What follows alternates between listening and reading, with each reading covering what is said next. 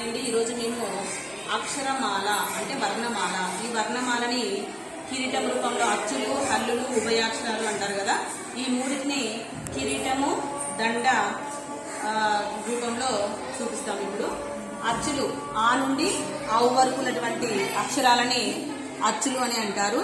తర్వాత హల్లులని మేము ఇక్కడ దండలాగా తయారు చేసాము, వర్గీకరణగా చేసాము 5 వర్గాలుగా. కచట తప వీటిని పరుషాలు అని అంటారు. తర్వాత గజడ దబ, ఈ గజడ దబను సరళాలు అని అంటారు.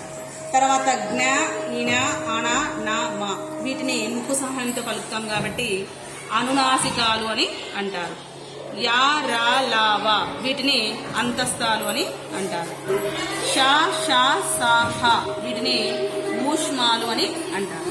తర్వాత వర్గ ఇక్కులు, ఇవి మొత్తం ఒత్తక్షరాలు అనమాట.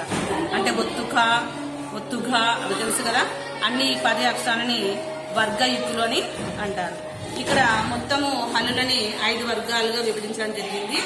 అచ్చులు, హల్లులు, ఇక్కడ ఉన్నాయి చూడండి చివరన 0, అర 0, విసర్గ వీటిని ఉభయాక్షరాలు అని అంటారు.